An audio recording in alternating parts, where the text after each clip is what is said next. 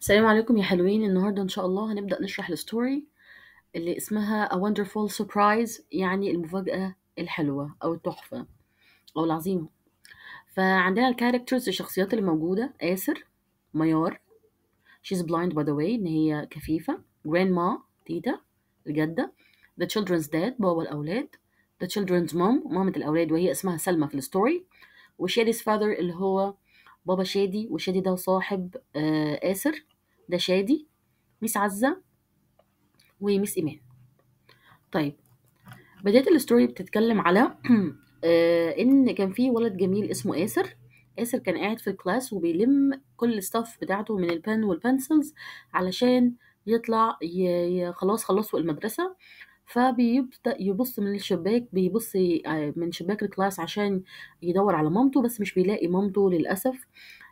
لكن تخرج الميس تخرجه من الكلاس، وبعدين بيتفاجئ ان تيتا موجودة وتيتا بتحضنه، وهو بيبقى مبسوط جدا ان هو شافها النهاردة. تعال نقرأ البارت الأول.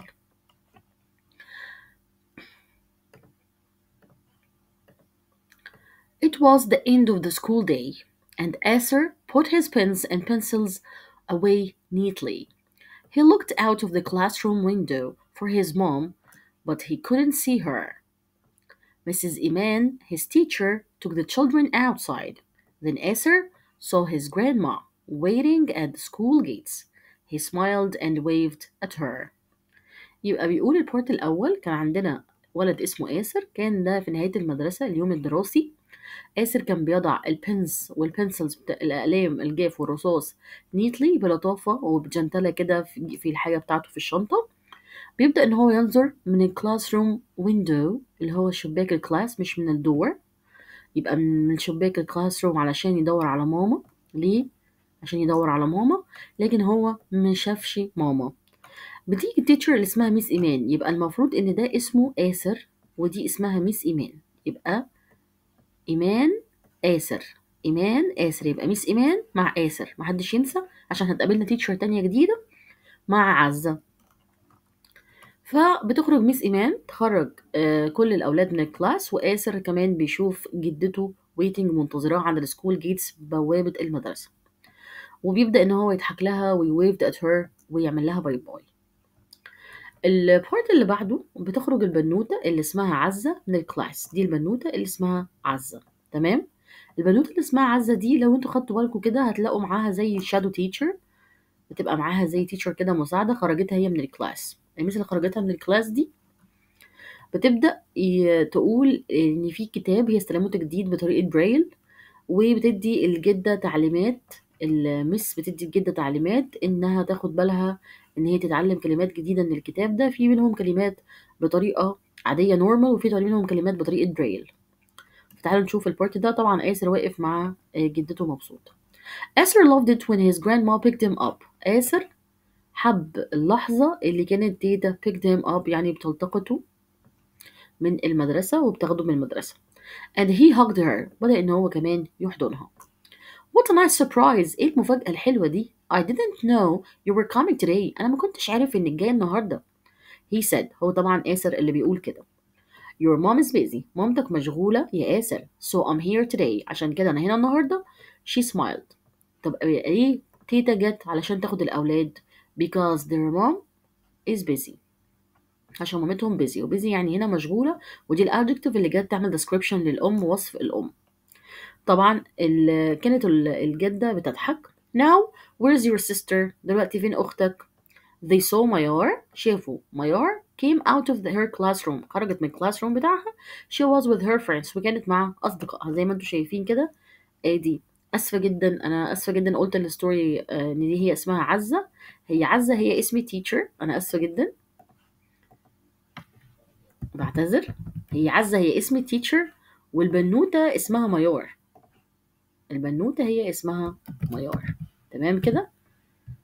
فعايزين أسفة تاني، يبقى البنوتة هي اللي اسمها ميار، لكن التيتشر اسمها عز. فبتقوله هي فين أختك ميار؟ فقالت لها they saw ميار came out of her classroom، خرجت من الكلاس بتاعها، كان معاها friends أصدقائها، وكانت كمان she was carrying a book، كانت بتحمل كتاب. لو انتوا بصيتوا كده هتلاقوا ان البنوتة she was carrying a book، كانت بتحمل كتاب.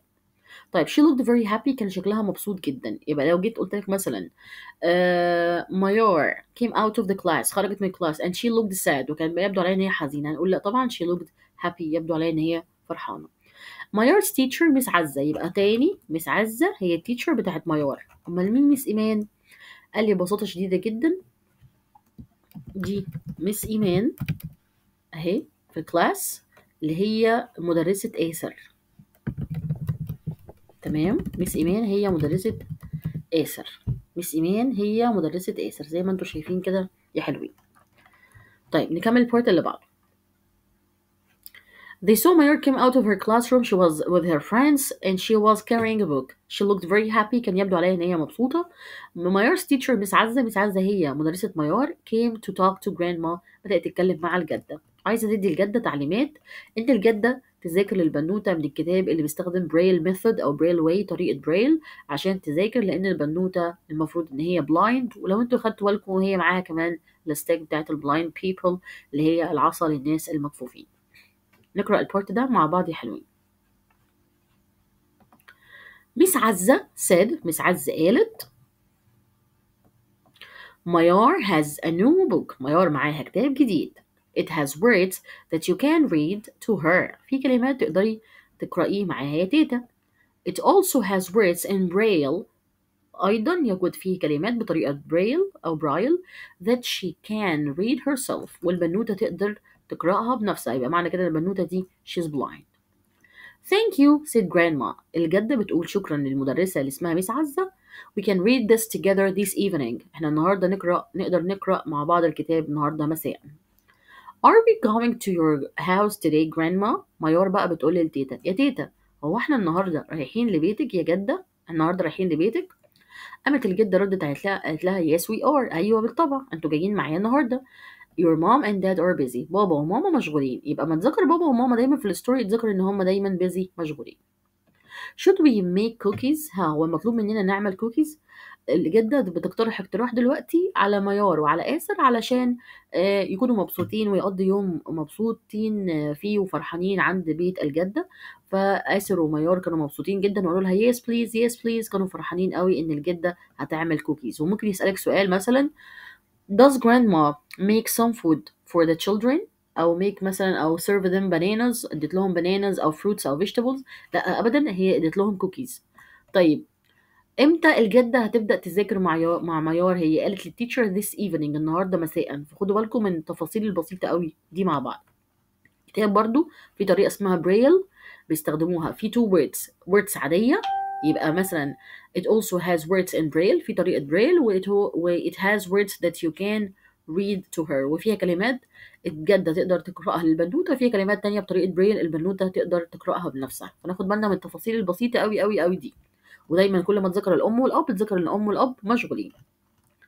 البارت اللي بعده بتيجي البنوتة المفروض هي بتقرب من صوت مامتها عشان تديها الكتاب وتقول لها يا ماما أنا معايا كتاب جديد النهاردة. زي ما انتم شايفين آسر قاعد على الكنبة في بيت الجدة والأب كمان موجود، وهما الاتنين هيجوا للأسف after dinner بعد العشاء لأن هما لحقوش كمان يتعشوا مع الأولاد في بيت الجدة. ولازم الأم كمان يا أولاد تطمن على أولادها وتشوف الأولاد كانوا مبسوطين ولا ما كانوش مبسوطين أو اتضايقوا من حاجة، لأن الأم والأب مطولين جدا في فكرة انشغالهم عن الأولاد وخصوصا الأسبوع ده في سر لحد الآن مش عارفين إيه هو.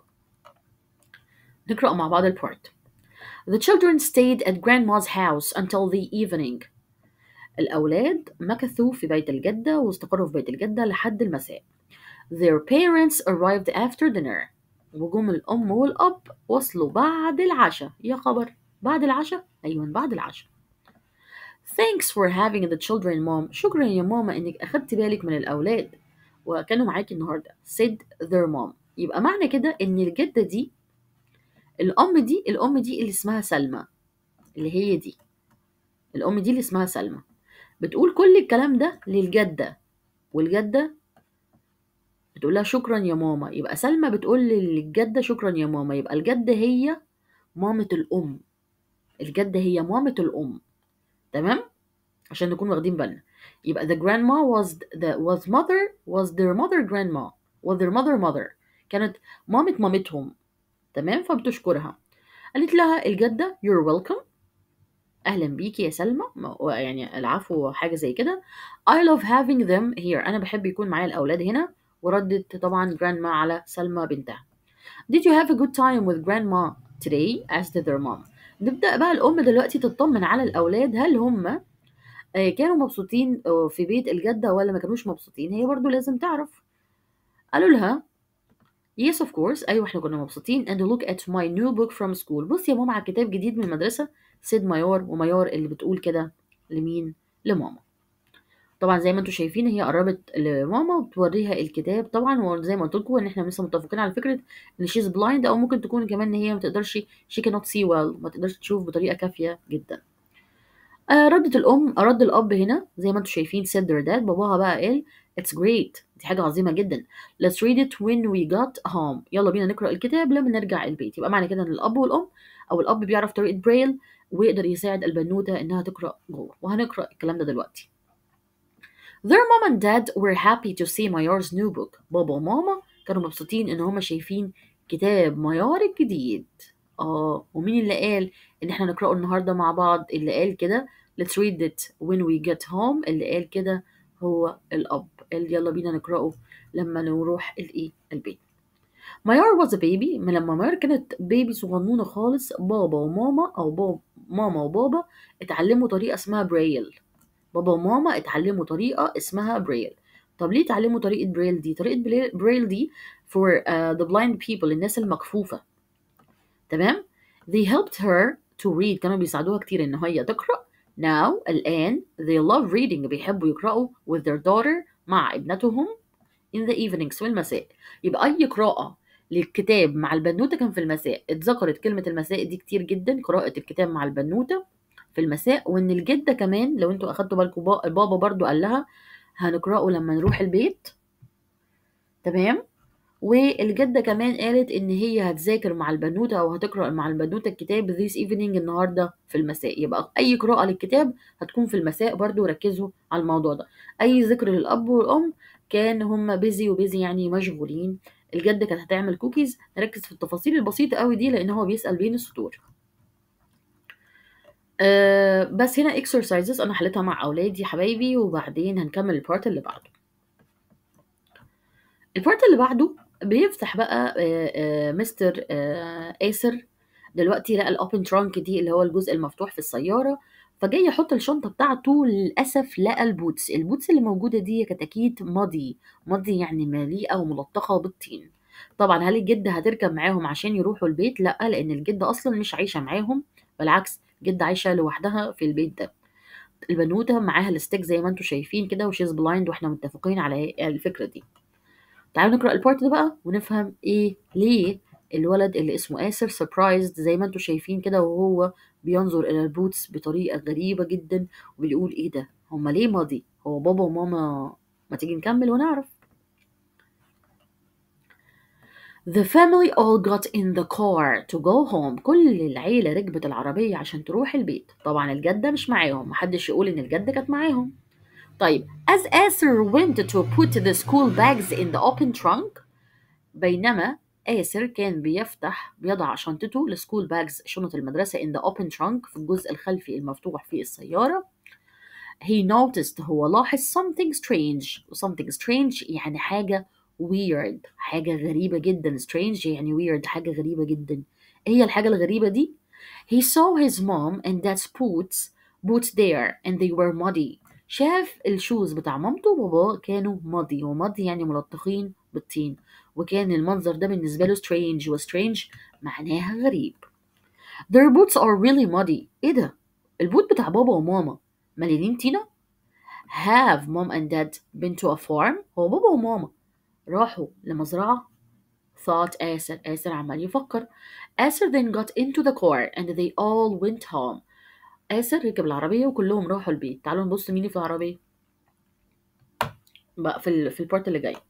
بتبدأ الأم next morning تقعد مع الأولاد وتعمل لهم البريكفاست وبتبدأ تتكلم معاهم. لو لاحظتوا في جيتار موجود عندنا في البيكتشر هنا، وفي apron يعني مريالة، والبنوتة بتاخد البريكفاست هي وأخوها اسمه آسر. ماما حابة تطمن على الأولاد هل هم كانوا مبسوطين عند الجدة ولا لأ، وكمان هتقول لهم للأسف إن هم هيضطروا كل يوم يروحوا عند الجدة لمدة أسبوع، وكمان بس على شرط بالليل هتيجي تاخدهم ويروحوا، لأن تيتا must pick them up، لأن هم بابا وماما مشغولين جدا لحد الآن. مشغولين في إيه؟ آسر مش عارف. فيلا بينا نقرأ البارت ده ونعرف مع بعض كل واحد عنده كلاس إيه كمان النهاردة. The next morning at breakfast, the children's mom said, "Grandma will pick you up from school again today." تاني يوم next morning تاني يوم جه وقت الفطار، الأولاد مامة الأولاد اللي هي اسمها طبعا سلمى بتقول لهم تيتا أو الجدة will pick you up from school، هي اللي هتجيبكم من المدرسة اليوم كمان يا أولاد يا حبايبي. Are you going to be home late mom؟ asked آسر. آسر بيقول لها طب يا ماما انت هترجعي البيت متأخر؟ وآسر اللي بيسأل، مش قال لها early، قال لها late. Are you going to be home late mom؟ هترجعي البيت متأخر يا ماما؟ قالت له yes I am busy this week، أنا بس يعني مشغولة شوية الأسبوع ده. I'll pick you up from grandma's at 7 o'clock، أنا يعني هرجعكم من البيت الجدة تقريبا الساعة 7. فلو جيت مثلا سألت سؤال وقلت مثلا الكويشن ده بيقول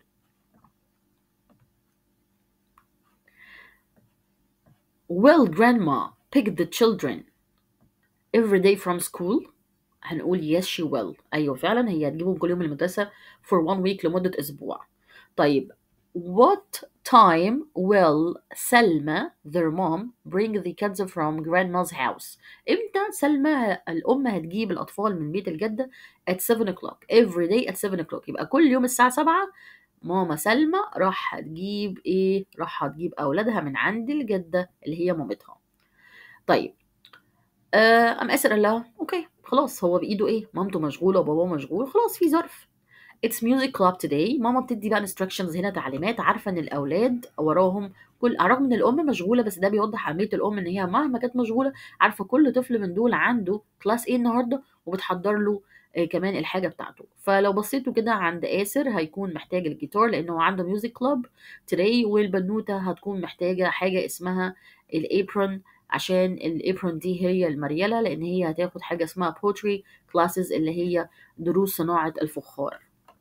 هيجي واحد يقول لي طب هي بلايند يا تيتشر ازاي هتعمل دروس صناعه الفخار؟ اقول له عادي جدا، هي بالاحساس وباللمس وبحاجات كتير، وممكن تكون ضعيفه الابصار يعني، بس مش لدرجه البلايند يعني تكون كفيفه ان هي مش شايفه زيرو يعني خالص يعني. ف it's music club today you don't forget your guitar. النهارده يا آسر هو النهارده عندنا الميوزك كلاب اللي هو درس الموسيقى، فلو سمحت حضرتك ما تنساش الجيتار. فآسر هيكون عنده ميوزك ومش هينسى الجيتار، يبقى آسر ميوزك جيتار، آسر ميوزك جيتار، آسر ميوزك جيتار. طب البنوتة اسمها ميار فبتقول لها you have poetry classes، النهارده عندك دروس في صناعة الفخار في اللانش تايم في وقت الغداء اللي موجود. So remember your apron، ما تنسيش الابرون، والابرون هي المريالة اللي البنوتة بتلبسها علشان not to get messy، أو ما تكونش كمان هي يعني متسخة أو ماضية حتى ملطخة بالطين بسبب الفخار. يبقى ميوزك، يبقى آسر ميوزك جيتار، آسر ميوزك جيتار، آسر ميوزك جيتار، ميار poetry classes apron، ميار poetry classes apron. ونركز جدا في الديتيلز التفاصيل اللي موجودة دي. بيبدأ آسر زي ما انتم شايفين كده، لو قربنا شوية نلاقيه looked disappointed و sad، والأم شكلها طبعا عينيها مرهقة جدا، والبنوتة بتحاول إن هي تسمع حاجة من الأوديو بوك اللي موجود عندها في الموبايل. فالبنوتة قاعدة في الطريق عايزة تقول للماما يا ماما ممكن تساعديني نختار أوديو بوك بحيث إن البنوتة تسمع الأوديو بوك ده، لكن آسر شايل هم حاجة، عايزين نعرف إيه الهم، الحاجة اللي هو زعلان قوي كده وخايف يتكلم. فالبنوتة بتقول للماما Can we listen to an audiobook mom؟ ممكن يا ماما نسمع كتاب سمعي. كتاب السمعي ده زي ابلكيشن على موبايلك فيه صوت مسجل لحد بيقرأ كتاب مقروء، كتاب مسموع، هو بيقرأ كتاب مسموع، فحضرتك بتسمع الكتاب وتبدأ ان انت تفهم الكتاب بيتكلم عن ايه، وخصوصا للناس البلايند بيبل زي ما احنا قلنا قبل كده. فميار بتقول للماما Can we listen to an audiobook mom؟ ممكن يا ماما نسمع كتاب. فمردت الأم طبعا وافقت، قالت لها yes of course، تمام وافقت. While Mayar and her mom chose an audiobook, Esther looked out of the window. بينما ميار ومامتها كانوا بيختاروا كتاب، طبعا الستوري مكتوبة في الباست سيمبل. ايه اللي حصل لما هما كانوا بيختاروا كتاب an audiobook. آسر looked out of the window. آسر بيبص من الشباك and he was thinking about his school concert. وعمال يفكر في school concert اللي هي حفلة الايه؟ حفلة المدرسة. يا خبر أبيض، هو آسر عنده حفلة مدرسة؟ أيوة يا مس عنده حفلة مدرسة. وإمتى؟ the next week، الأسبوع الجاي. طب إيه اللي مزعل آسر؟ المفروض يكون فرحان، عنده school concert. عنده school concert، عنده حفلة مدرسة. مالك يا أسورة؟ زعلان ليه؟ تعالى نعرف. he hoped his parents remembered it. اتمنى ان مامته وباباه يفتكروا السكول كونسرت، حفلة المدرسة. he really wanted them to come and watch him. هو اتمنى كمان ان هم يجوا وكمان يتفرجوا عليه. Esther wanted to ask his mom about the concert, but she looked tired. He decided to ask her later. أسر كان حاول ان هو يعني قال انا ممكن طب اقول للماما، انا نفسي ان انا اقول للماما على كونسرت حفلة المدرسة. she looked tired، باين عليها ان هي مرهقة. فهو قرر ان هو يقول لها بعدين الكلام ده. يبقى معنى كده ان آسر ده قد ايه polite boy، بس مثلا يعني ولد ده polite، مؤدب جدا يعني، وسو kind كمان، ان هو حاسس بايه بمامته. he looked sad، she looked tired، و she wanted to listen to an audiobook. فلو جالي سؤال مثلا true or false وقلنا مثلا the girl wanted to read a book، فهنقول wrong. البنوتة ميار she didn't want to read a book، she wanted to listen to the book، لأن احنا قلنا she's blind. محدش ينسى الموضوع ده. وأكتر تفاصيل يعني ركز في تفاصيل الستوري جدا جدا جدا جدا. كانت عايزة تسمع كتاب ولا كانت عايزة تقرأه؟ السكول كونسرت، حفلة المدرسة next year، السنة الجاية ولا next week ولا next month؟ طبعا الأسبوع الجاي زي ما انتم شايفين. هي اصلا اللي كان يحضرها هي اسمها سكول كونسرت، حفله مدرسه، وهكذا. طيب بيبدا الولد دلوقتي في بيت مامته وباباه. طبعا اون ذا ويكند بقى، في الاجازه الاسبوعيه، نتنقل بقى لمرحله تانية زمنيه مختلفه في الستوري. طيب تيجي بقى الاجازه الاسبوعيه، تمام. The parents were busy again، ويجي الاب والام برضو مشغولين. لو انتوا لاحظتوا كل شويه يقول لك the parents were busy، mom and dad were busy، mom was busy، dad was busy. يبقى busy يعني معناهم مشغولين. سلمى planned to take the children to grandma's. سلمى الام، سلمى هي المذر، قررت تعمل ايه؟ تعالى اكتب لك فوق سلمى mother عشان بس تكون فاكر. الام اللي اسمها سلمى قررت ان هي تاخد الاولاد فين؟ تاخدهم لبيت الجده مره تانية اللي هي مامتها.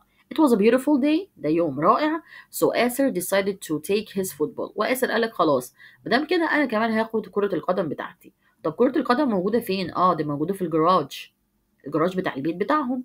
فالمفروض إن هو هيروح يجيبها من الجراج. ما تيجوا نشوف. He went to the garage، راح للجراج to get this football، عشان يجيب كرة القدم. Outside the garage، لكن برا الجراج، he saw his dad's shovel، شاف الجاروف بتاع باباه. it was covered in mud، وكان مغطى بالمد. كلمة المد اتذكرت مرتين، مرة على البوتس لما كانوا ماضي، ودلوقتي لقى الشوفل الجاروف was covered with mud، يعني مغطى بالإيه؟ مغطى بالمد، والمد يعني الطينة. الولد عمال يتساءل ولوكت surprised، ايه ده؟ وعمال يفكر كده زي ما انتوا شايفين، ايه اللي جاب الجاروف هنا؟ فقعد يفكر كده، فبيقول ايه؟ Asher looked around the yard، بدأ يبص حوالين الفناء اللي هو موجود فيه ده، وبعدين قال there was nothing different there، مفيش حاجة هناك مختلفة. no trees or plants، no trees، مفيش أشجار جديدة ولا حتى نباتات جديدة. why was the shovel so muddy؟ ليه الشوفل ده الجاروف so muddy؟ that's strange، دي حاجة غريبة. thought آسر على كل اللي بيفكر فيه ايه اللي جاب الشوفل ده، ايه اللي خلى فيه مد. بص حواليه في اليارد، ما لقاش اي نو بلانتس او اي نو تريز، لا شجر جديد ولا نباتات جديده. فقرر آسر انه يعمل حاجه بسيطه جدا جدا جدا، انه يعني يتاكد. الله، طب انا مش فاهم في ايه. طب عمال يبص حواليه عشان يعرف ايه اللي جاب طينه في المد. المد في الشوفل يعني الجاروف، عفوا. why was the shovel so muddy؟ ليه الجاروف كده ماضي؟ يبقى ماضي اتذكرت مرتين هنا في الستوري. اللي على البوتس ماضي دي اتذكرت في حاجتين احنا قلنا عليهم. على ايه؟ على الشوفل ما تنسوش، وعلى البوتس بتاعت their mom and dad. طب بدأ عمال يقول that's strange، دي حاجة غريبة. برضو اللي كان strange بالنسبة له لما قال نفس الكلمة دي لما كان بيتكلم على البوتس، لو انتوا فاكرين في الستوري. وكده احنا خلصنا البارت التاني. تعالوا بقى نشوف البارت التالت كده من الستوري، ايه اللي هيحصل، وهل هيكتشف السر بتاع اختفاء الأب والأم لما بيكونوا مشغولين، ومشغولين في إيه يا ترى؟ زي ما انتم شايفين هو معاه الجيتار ومبسوط، وقاعدين في بيت الجدة زي ما انتم شايفين كده، والبنوتة قاعدة كده على الأرض بتسمعه. فتعالوا نشوف ايه اللي بيحصل بالظبط. وهم طبعا ده بيعبر على قد ايه ان هم مبسوطين ومرتاحين جدا مع ميت جدتهم. فبنقول آسر and ميار went to their grandma's house every day. يعني آسر وميار بيروحوا البيت الجدة كل يوم، احنا اتفقنا for 1 week. that week في الأسبوع ده. آسر was worried about the concert. آسر لسه مازال قلقان عن الحفلة. آسر لسه مازال قلقان عن الحفلة. He really wanted his mom and dad to go to the concert. عايز مامته وبابا يروحوا معاهم برضو الحفلة. He wanted them to hear him sing and play his guitar on his guitar. نفسه مامته وبابا يشوفوا ان هو بيروح بيغني وبيعزف على الجيتار. Did they remember about it؟ يا ترى هم هيفتكروا حاجة زي كده؟ They were so busy. برضه مشغولين، كل ما يجيب سيرة الأب والأم يقول busy، مشغولين. He practiced. بدأ إن هو يتمرن على السونج بتاعته a lot because he wanted the concert to go well. كان عايز الكونسرت بتاعته go well، يعني تمشي بشكل جيدا وتمشي على ما يرام. يبقى آسر was in his grandma's house, was playing his song and was singing and was playing on his guitar, was singing and was playing on his guitar. He was still remembered, أو he still remembered to tell his mom about the concert. ولسه يعني هو خايف إنه مامته وباباه ينسوا فكرة الكونسرت. وعمال بيقول يا ترى إيه did they remember، يا ترى هم افتكروا الكونسرت ولا لأ. وعمال يتدرب علشان الكونسرت go well، يعني تمشي بشكل جيد. محدش ينسى إن هما بيروحوا every day that week، كل يوم في ذلك الأسبوع لبيت الجد. طيب آسر احنا قلنا إن هو جاب الكورة بتاعته من الجراج اللي في بيته، هو اللي في بيت آسر نفسه. فاخد الكورة وراح بيها عند بيت الجدة عشان يلعب. ماما اوريدي قاعدين، والبنوتة زي ما انتم شايفين أكيد بتسمع حاجة وحاطة الهيدفون كده أو الإيه أو السماعات.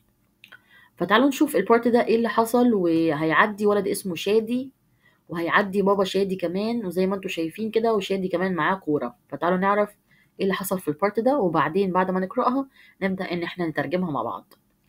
Later on، يعني بعد فترة كده، آسر was playing in grandma's yard while Mayar listened to an audiobook. بعد فترة كده آسر خلاص هو اوريدي عمل براكتس على السونج بتاعته على الجيتار بتاعه، غنى تاني خلاص تمام، متأكد ان هو تمام عشان الكونسرت جو ويل تمشي بشكل كويس وتمشي على ما يرام. آسر was playing in grandma's yard. كان بيلعب في الحديقة والفناء بتاع الجدة زي ما انتم شايفين. يبقى المفروض البيت ده بيت grandma، بيت الجدة، ده بيت الجدة، اتفقنا؟ وهم راحوا زي ما قلنا. وبعدين البنوتة اللي اسمها ميار بتسمع الأوديو بوك اللي هو كتاب المقروء ده المسموع، عشان هي تبدأ تسمع الستوري وكده. Asser's friend شادي came by. جه بقى شادي جاله كان ماشي كان باي، يعني عدى من جنب البيت كده، فطبعا شافه. وطبعا شادي ده يعتبر مين؟ يعتبر هو Asser's friend. يبقى مين الشخص هذا؟ ده شادي. مين هذا الشخص؟ ده اسمه شادي. وطبعا اكيد اللي وراه هو شادي's father. اكيد اللي وراه ده هو شادي's father. وشادي معاه كوره. طب عايزين نعرف ايه اللي حصل في البارت ده. طيب بيقول له كده Hi Asser, I didn't know you lived here. said شادي بيقول له ازيك يا آسر، انا ما اعرفش انك عايش هنا. It's my grandma's house. said آسر. قال له لا ده بيت جدتي. قال له do you want to come to the park with me and my dad. طب شادي بقى بيقول له طب ايه رايك يا آسر تيجي معايا انا وبابا، احنا نلعب، هنروح البارك، هنروح الحديقة. طبعا آسر، هل آسر مؤدب ولا مش مؤدب؟ طبعا مؤدب. لازم يروح يستأذن تيتا قبل ما يروح البارك ويتحرك مع شادي ويتحرك مع بابا شادي، ما ينفعش يتحرك من نفسه. تمام، مش يقول بقى انا في اليارد يلا بقى اجري، لا طبعا مفيش الكلام ده. Yes but I'll have to ask grandma. اوكي خلاص تمام، بس انا هروح بس استأذن جدتي. said آسر. آسر went inside. دخل جوه. قال لها يا تيتا grandma can I go to the park with شادي and his dad please. ممكن يا تيتا اروح مع شادي وباباه؟ فتيتا وافقت، قالت له yes of course take your water bottle. وخد ازازة او زجاجة المياه معاك. وتيتا ردت عليه. يبقى did grandma accepted آسر أو accept آسر to go with شادي. هنقول yes she did. هي accepted، هي وافقت. What did she ask him to take with him? She asked him to take the water bottle. إن هو ياخد زجاجة المياه. طيب Do you think آسر is a polite boy? هل تعتقد إن آسر ولد مؤدب؟ Yes, he is a polite boy. Why do you think that? Because he asked his grandma before going with Shadi and his dad. Because he asked his grandma before going with Shadi and his dad. يعني سأل لأنه سأل جدته أو استأذن جدته قبل ما يخرج مع شادي ومع باباه. طب where did Shadi and his father go? They will go to the park. أو they went to the park. هم كانوا رايحين actually للبارك. البنوتة, what did the girl doing while her brother was playing football in grandma's yard? She was listening to an audiobook. البنوتة ملهاش أي دور غير الدور الأول اللي كانت بتقول لماما اتفرجي على الكتاب يا ماما اللي فيه بريل واي طريقة بريل، والمرة التانية بتقول لماما شغلي لي اوديو بوك، والمرة التالتة كانت بتستمع لأخوها، المرة الرابعة اللي اتذكرت فيها البنوتة كانت بتسمع الاوديو بوك دلوقتي وهو بيلعب الفوتبول في الجراند ماز هاوس او جراند ماز يارد لما عدى عليه شادي وبابا شادي وهكذا. الولد هياخد ايه معاه؟ آسر هياخد معاه الواتر بوتل اللي هي زجاجة المياه. بيروح بالفعل شادي بيقعد مع آسر والاتنين مبسوطين بيقعدوا في البارك. بابا شادي قاعد بيقرأ النيوز بيبر زي ما انتم شايفين كده، تمام، بيقرأ هنا نيوز بيبر ومندمج جدا في القراءة وهكذا. وفي واحد كده ده حاطط ايده على ودنه فعايزين نعرف ده بيقول ايه، والكورة قاعدين بيشربوا حاجة. فتعالوا نشوف البارت ده كده بيقول ايه. بيقول آسر and Shadi had fun in the park. آسر وشادي كانوا مستمتعين جدا في البارك. When they got tired أول ما أرهقوا وحسوا بالإرهاق they sat down by some thick bushes. قعدوا كده على الأرض على thick bushes يعني شجيرات كثيفة، تمام. باي يعني بجانب أو بجوار زي ما انتوا شايفين كده، لو بصيتوا هتلاقوا شجيرات هنا كثيفة دي اسمها thick bushes. تاني دي اسمها ايه؟ thick bushes. thick bushes يعني الشجيرات اللي قدام حضراتكم كده هم قاعدين by it يعني أو by them يعني بجوارهم زي ما انتوا شايفين. طيب ايه اللي حصل بقى بعد كده؟ زي ما انتوا شايفين شادي حاطط ايده على ودنه. They drank some water. هم شربوا مية and ate some fruit. وكمان كانوا بياكلوا فاكهة. يعني شربوا مية وكلوا فاكهة. شربوا مية وأكلوا فاكهة. They were sitting quietly. كانوا قاعدين quietly يعني بهدوء. When they heard the people talking سمعوا ناس بتتكلم. That sounds like your mom and dad. شادي بيقول له ايه ده؟ الصوت ده زي صوت مامتك وباباك. يعني المفروض ان ده آسر والمفروض ان ده شادي، وشادي هو اللي عارف صوت ماما وبابا آسر، وآسر مش واخد باله لان هو كان tired وكان drinking water وهكذا. فاللي حصل قام رد عليه كده آسر وقال له آسر looked around. آسر بيبص حواليه. شادي was right. بيقول له شادي كان فعلا عنده حق، كان صح. It sounded like they were near but where. بيقول له ايوه فعلا ده يبدو. هنا sounded مش معناها صوت، هنا sounded معناها يبدو. بيقول له هنا ايه؟ بيقول له يبدو ان هما تقريبا ممكن يكونوا قريبين من هنا، بس فين مش عارف. تعالوا نشوف كده فين الاب والام. يبقى تاني they were drinking water after playing football because they became tired. Shady heard some voices like the people talking and he guessed that this is the father or mother for Acer. وآسر was agreed أو آسر agreed. آسر وافق على كلامه وقال له فعلا but where هما فين بالظبط أنا مش عارف. ومحدش ينسى إن هما كانوا بيشربوا مية وكانوا بياكلوا فروت، تمام؟ fruit مش food، ماشي؟ يبقى they drink water and eat fruit. طيب تعالوا نشوف بقى ايه اللي حصل، وهل فعلا الأب والأم بالفعل هم لقوا الأب والأم موجودين في المكان هذا. زي ما انتم شايفين آسر موجود وشادي موجود والأب والأم. الأم اسمها سلمى والأب لم يذكر اسمه في الستوري، وواقفين وفي معاهم workers هنا عمال بناء وناس بتعمل digging بالسبيد أو الشوفل، وفي مد وفي ساند وحاجات غريبة ولابسين البوتس ومعاهم الشوفل. وإيه ده اللي بيحصل بالظبط؟ عايزين نعرف، تحمسنا جدا عشان نعرف السر. آسر and Shadi walked around the bushes. آسر وشادي ماشيين around the bushes. يعني ايه كلمة around the bushes؟ يعني حول الشجيرات الصغيرة، لفوا حواليها كده وعايزين يعرفوا بالظبط ايه اللي بيحصل. On the other side من الجانب الآخر there was a group of people working. كان في ناس من الجانب الآخر بتعمل. الناس اللي كانت بتعمل من الجانب الآخر دول مالهم بقى بالظبط؟ Esther's parents were there. ايه ده؟ الناس اللي كانت بتعمل دول بابا آسر ومامته كانوا كمان هناك digging بيحفروا. Esther ran over to his parents. آسر جري لمامته وباباه راح ناحيتهم. When his parents saw them لما باباه ومامته شافوه they looked surprised. كانوا مندهشين جدا. آسر what are you doing here? asked his dad. آسر هو أنت بتعمل إيه هنا؟ آسر replied رد عليهم. Shady and his dad invited me to come to the park. على فكرة يا ماما شادي وبابا هم عزموني إن أنا آجي معاهم البارك. وتيتا grandma said it was okay. وتيتا قالت لي تمام روح يا حبيبي معاهم. آسر looked down and saw his dad's muddy boots. آسر بينظر كده للأسفل ولقى بابا لابس البوتس بتاعته بتكون muddy يعني متسخة بالطين. But what are you doing here? He asked. طب انتوا بقى بتعملوا ايه؟ أنا قلت لكم إن أنا جيت علشان آسر شادي and his father invited me to come to the park to play with him. طيب after طبعا ايه grandma accepted يعني بعد ما تيتا وافقت. طب انتوا بقى جايين تعملوا ايه؟ فطبعا هو بيبص كده على الشوز او البوتس بتاع باباه لا البوتس بتاع باباه ماضي يعني ايه ممكن نقول ان هو متسخ بالطينه. تمام جدا.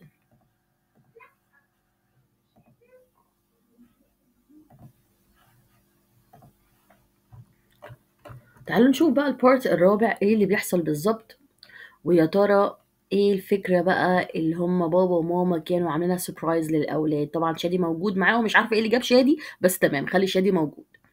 طيب تعالوا نشوف كده وفي كده زي مثلا مثلا information على جاردن وايه الجاردن دي وقالوا مكتوب no sensory garden opening soon. يعني الحديقة الحسية ستفتح قريبا. حديقة حسية يعني ايه حديقة حسية؟ الحديقة الحسية دي يعني فيها أي شيء حضرتك تقدر إنك تعمل إيه؟ إنك تقدر تلمسه أو تلعب بيه أو تاكله. يعني هي حديقة مليانة بالفواكه والخضار والزرع النباتات اللي موجودة فيها سلايدز مثلا فيها حاجات بيلعبوها فيها مثلا activities. فهم اسمها بالإنجلش sensory. اسمها sensory نقدر نقول sensory جوردن واللي هي تقدر تقول الجوردن الحسية. طيب تعالوا نشوف كده. Acer's parents looked at each other and laughed. بابا آسر ومامته بصوا لبعضهم البعض وقعدوا يضحكوا. خلاص بقى السر انكشف. His dad put down his spade. بابا حط spade هنا هو الجاروف. حط الجاروف بتاعه. طب كلمة spade دي اتذكرت مرتين. قال لي لا اتذكرت مرة كمان بكلمة تانية اسمها shovel. فانت لو كتبت shovel او كتبت spade it's okay لان الاتنين بيعطوا لحضرتك نفس المعنى. فممكن تقول shovel أو ممكن تقول spade. طيب إيه كمان؟ قال لي they showed آسر and شادي a large information. بيوري آسر وبيوري شادي large information معلومات كبيرة جدا. large information board يعني لوحة فيها معلومات كبيرة جدا with a plan on it عليها خطة. لو انتوا بصيتوا كده هتلاقوا دي المفروض ان دي لوحة فيها معلومات عليها الخطة وبتقول ان دي في حديقة هتفتح قريبا وهم بيشوفوا ال البورد دي. طب دي اسمها لوحة تبقى لوحة معلومات كبيرة يبقى large information board.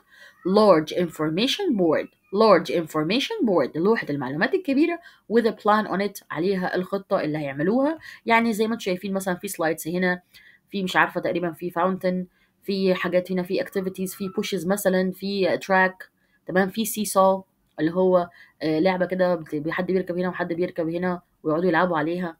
ففي سوينج هنا في أرجوحة. طبعا الموضوع حلو جدا وباين ان هي حاجة لذيذة جدا ولطيفة جدا. The plan التخطيط اللي قدامهم ده البلان ده التخطيط تمام. التخطيط اللي قدامهم showed lots of exciting new play equipment.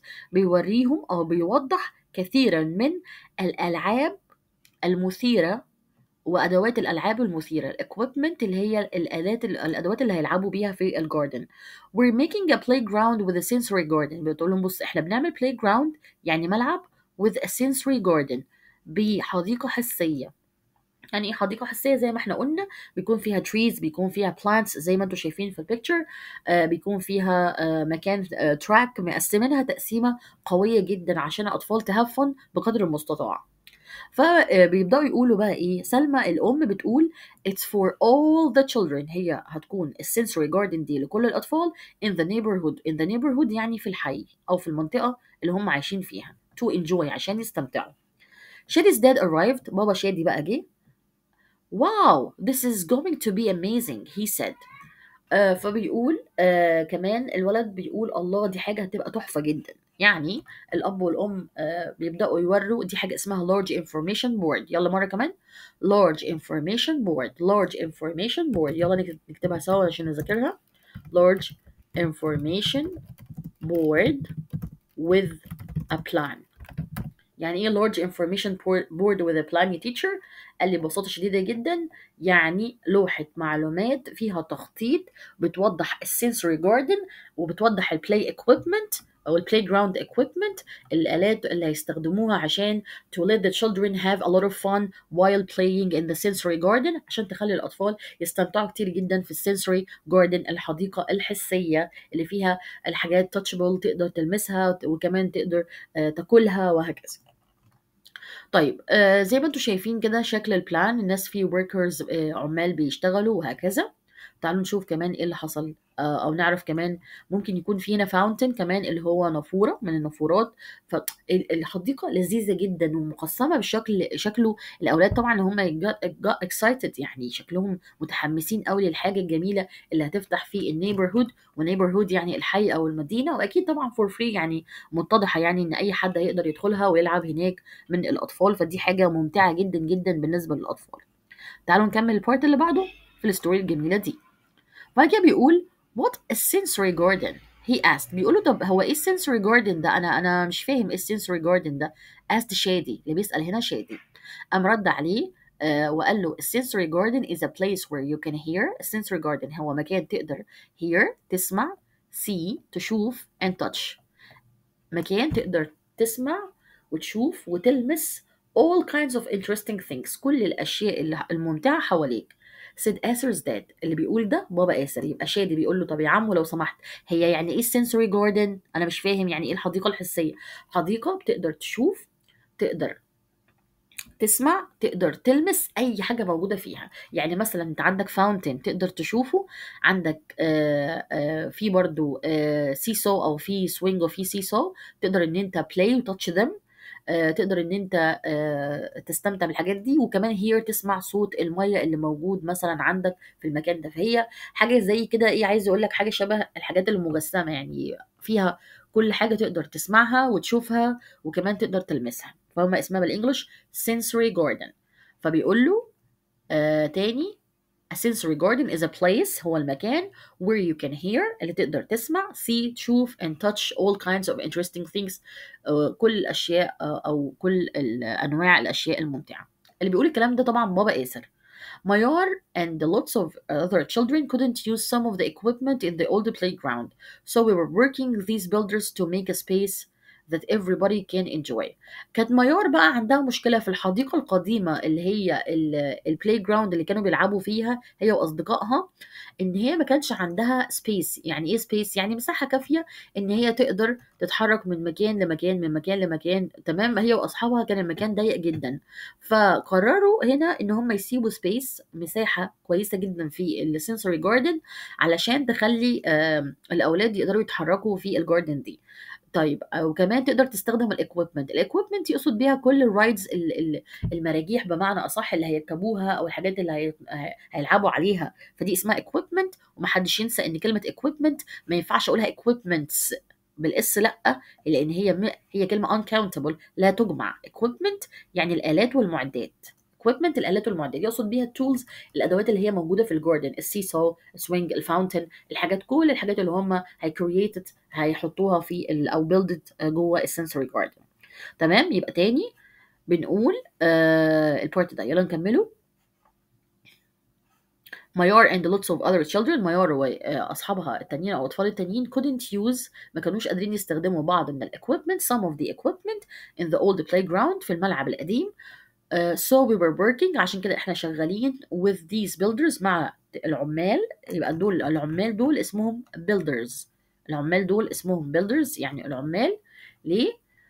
to make space، عشان يعملوا space، وسpace يعني مساحات that everybody can enjoy، تخلي كل الناس تستمتع بيها. There is a fountain، في كمان fountain اللي هي النافورة. and there will be wind chimes. وwind chimes هنا هي عبارة عن مصدات الرياح، حاجة كده زي نوع من أنواع الأعمدة، وبتكون فيها حاجة كده هوائية بتتحرك في الهواء في كل الاتجاهات، مثلا بالشكل ده كده، حاجة كروكية كده يعني. تمام، اسمها wind chimes for relaxing sounds. بتعمل لهم كمان relaxing sounds، يعني أصوات جميلة جدا. there will be wide path. wide path يعني يكون في ممرات متسعة، دي اسمها wide path. ممرات هنا متسعة، يبقى تعالوا نكتبها اسمها هنا بالإنجلش عشان نفتكرها. اسمها wide pass، ممرات المتسعة. wide pass، ممرات متسعة. تمام. وهيكون في ايه كمان؟ وكمان لما حكايه الممرات المتسعه دي هتكون من السهل so it's easy for the people، للناس in wheelchairs اللي هم في الكراسي المتحركه to enjoy the garden، ان هم يستمتعوا بالجاردن. تخيل كده ان يكون حد على كرسي متحرك ويكون فيه مساحه كافيه ان هو يقدر يتحرك بالكرسي المتحرك من غير ما يضايق حد ولا حد يضايقه. فدي حاجه برضو جميله جدا وادميه جدا. تمام. يبقى المكان ده هيكون فيه فاونتن، والمكان ده اسمه sensory garden. اللي بيكون كمان فيه سبيس. البيلدرز هم اللي بيعملوا السبيس علشان تخلي الأولاد to have a lot of fun and enjoy. Because Mayar and her and some other children from the neighborhood didn't أو couldn't have enough space، ما كانش عندهم مساحة كافية to move، يتحركوا in the old playground. That's why إن هم جابوا builders. They actually asked the builders to make space، يعملوا مساحات في البلاي جراوند علشان يخلوا الأطفال to have a lot of fun and to have a lot of fun. وكمان الوايد places دي والوايد باس هيخلي الويل تشير move easily، تمشي بسهولة جدا في الجاردن، وكل الناس تنجوي الجاردن وتستمتع بيها. فدي طبعا فكرة تحفة جدا. فبيقول كمان مامة آسر بتقول we're planting flowers، كمان بيزرعوا الورود. they will smell beautiful، وهتكون رائحتهم حلوة، لأن احنا قلنا sensory garden لازم يتوفر فيها الحاجات اللي احنا قلنا عليها منذ قليل. زي ايه؟ زي الهير، هيسمعوا صوت المياه، هيشوفوا الفلاورز والاكويبمنت، الحاجات اللي هيلعبوا عليها، هيتاتش برضو الفلاورز، او ممكن يزرعوا كمان، وهيزرعوا كمان بلانتس، نباتات، وهيخلوا النباتات دي فيها نباتات بتبقى بتطلع رائحة حلوة، والناس هتقدر تشم الرائحة دي كمان. فدي حاجة جميلة جدا، هم حاسين بكل حاجة في الجاردن. صوت، يقدروا يلمسوا، يقدروا يشموا، يقدروا يلعبوا، وهكذا. This is awesome. آسر بقى بيقول دي حاجة تحفة جدا يا ماما. Is this why you've been so busy؟ طب ده اللي بيخليكي دايما مشغولة؟ فطبعا أكيد ده السر اللي هم كانوا مخبيينه على الولد والبنوتة. وآسر كان دايما مشغل دماغه، ماما وبابا بيروحوا فين، عايز أعرف بالظبط. زي ما انتم شايفين دول احنا بنسميهم ايه يا شباب؟ أيوة، دول بنسميهم، برافو عليكم، بنسميهم builders. يلا مرة كمان، builders. وbuilders معناهم العمال، برافو. يبقى builders معناهم العمال. كل شخص ماشي ماسك حاجة بيحفر، بيديج something كده. طيب معاها حاجة اسمها spade، وspade هو الجروف اللي قدام حضراتكم. دي اسمها spade هو الجروف اللي قدام حضراتكم. طيب عايزين نعرف كده، الحق ده في شادي وفي آسر تقريبا كده بيساعدوا في الجاردن. طب ما تيجوا نشوف في السنسوري جاردن هم بيساعدوا في ايه بالظبط. يلا بينا نكمل، يلا بينا. زي ما انتم شايفين ان شادي وان آسر بيساعدوا في السنسوري جاردن، في بيلدرز معاهم سبيد وهكذا. طيب Yes it is. We didn't tell you about it because it's surprise. أيوة، هو ده السبب اللي احنا ما قلنالكش عليه يا آسر، علشان it's a surprise، يعني دي مفاجأة. said his dad. بابا اللي قال له الكلام ده. قال له I'd love to do something to help you too. said آسر. قال له آسر طب أنا يا بابا ممكن أعمل حاجة تساعدك؟ يبقى آسر زي ما بابا كده قال له كان عامل له مفاجأة، وده السبب اللي خلى بابا وماما دايما بيزي مشغولين. آسر بيقول له طيب I'd love to do something to help you، أنا عايز أعمل حاجة تساعدك يا بابا. ردت الأم وقالت له great، دي حاجة عظيمة. The builders are putting in the big equipment. البيلدرز هنا العمال كانوا بقى بيشرح في الستوري، يعني زي راوي القصة بيقول لك إن العمال كانوا بيضعوا البيج equipment اللي هي المعدات اللي موجودة في الجاردن. next week الأسبوع اللي بعده but you can help us plant the flower. بص، بالنسبة ان انت يا ياسر، اي عامة العمال هم قايمين بدورهم وبيقدروا يحطوا وبيشتغلوا، يحطوا الخشب اللي موجود والحاجات اللي هنستخدموها والاكويبمنت. لكن انت ممكن تساعدنا في plant flowers، ان تزرع ايه يا ياسر؟ انك تزرع الورود. You can hang the wind chimes. تقدر كمان انك تعلق اجراس الرياح. اجراس الرياح اللي هي بتتحرك فبتعمل صوت، فده برضه صوت لذيذ جدا، بتعمل ريلاكس للناس اللي قاعده. يبقى انت تقدر تعمل ايه؟ يبقى هو طلب منه حاجتين، ممكن ان هو يعمل حاجتين: plant the flowers. plant the flowers يعني ايه plant the flowers؟ يزرع الورود. او change the wind chimes، ان هو يغير الاصوات بتاعه الرياح. تمام. آسر وشادي started helping. بدأوا فعلا آسر وشادي إن هم يساعدوا في السنسوري جاردن، وكان hard work بالنسبة لهم، كانت حاجة صعبة. both the boys had fun، لكن الأولاد استمتعوا جدا جدا جدا. thank you for helping. شكرا إنك ساعدتنا. said آسر's mom. ماما آسر اللي بتقول الكلام ده. وبعدين when this opens next week، أول ما تفتح الأسبوع الجاي you can come and show everybody around. تقدر تيجي وتشوف كل الناس، توريهم كل الحديقة اللي ايه اللي موجودة. بتبدأ الحديقة تتفتح. طب امتى بالظبط؟ نقول تاني، الحديقة هتفتح امتى؟ next week. كلمة next week اتذكرت قبل كده في حاجة؟ لا، قال لي مكتوبة كانت، ما قلناش بس غير كلمة week one week، اللي الأولاد كانوا قاعدين عند جدتهم لمدة أسبوع. طب امتى تتذكر تاني next week؟ اللي هي اتذكرت في حاجتين، في كمان عفوا، الكونسرت بتاعت آسر. الكونسرت بتاعت آسر اللي هي حفلة الايه؟ حفلة المدرسة. طيب، لسه لحد الآن زي ما انتم شايفين كده هم افتتحوا السنسوري جاردن. في طفل معاه ويل تشير هنا، وفي ناس بتعمل اكتيفيتي، دي اكويبمنت سوينج موجودة، دي سي سو كمان، في هنا فاونتن. الناس مبسوطة جدا، والبنوتة كمان بتعمل تاتشنج للمية وهكذا. تعالوا نشوف بقى اللي حصل في البارت ده. The next weekend، الأجازة الأسبوعية اللي بعد كده، the children's mom said. مامة الأولاد بتقول: ميار we have a surprise. احنا عندنا ليك مفاجأة. what is it؟ طبعا كل ده ميار ما تعرفش أي حاجة، احنا نسينا فعلا ميار. asked ميار: ايه هي المفاجأة دي يا ماما؟ we can't tell you. مش ينفع نقول لك، it's a secret، ده سر. let's all go to the park. يلا بينا كلنا نروح الحديقة. said ميار's dad. بابا ميار اللي بيقول لها. يبقى did Mayar know about the sensory garden? No, she didn't until her mom told her that there was a surprise. يعني مايار ما كانتش تعرف اي حاجه عن السنسوري جاردن لحد ما مامتها قالت لها: احنا عندنا ليكي سربرايز، احنا مش هنقول لك، ده سيكريت، والسيكريت يعني سر. فتعالي let's go to the park، يلا بينا نروح الحديقه. وسيد مايار's dad. بابا مايار اللي قال كده. آسر enjoyed showing ميار around the sensory garden. آسر بقى استمتع ان هو بيوري ميار كل السنسوري جاردن، ويخليها تاتش الاشياء عشان تقدر تحسها. I love it here. The fountain is my favorite thing, said ميار. بتقول له: انا بحب هنا، انا بحب ده جدا. الفاونتن هو الفيفورite thing، الحاجة المفضلة بالنسبة لي. Thank you for helping us آسر. شكرا يا آسر انك ساعدتنا. ماما اللي بتقول كده لان آسر كان من الناس اللي بتبني الفاونتن ده. And don't worry, we haven't forgot your concert. وخد بالك يا آسر، الحق.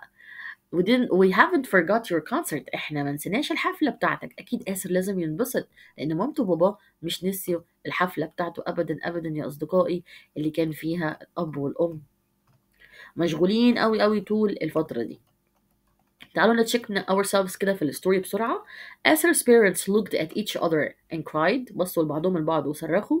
لا طبعا، كانوا surprised، مدهوشين بس عشان شافوا آسر في البارك مع شادي. Asher's dad put down his spade. كان بيضع الجاروف بتاعه الأسفل. Yes.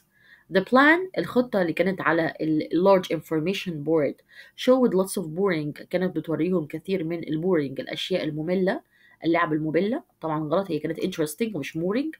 The parents are making a playground with a sensory garden. بيعملوا playground بsensory garden. أيوة صح. Yes. You can touch all the lands of interesting things in sensory garden. تستطيع أن تلمس lands of interesting things في sensory garden. طبعا yes. وكده الستوري كانت اكيد خلصت، وهي دي الوندرفul سربرايز.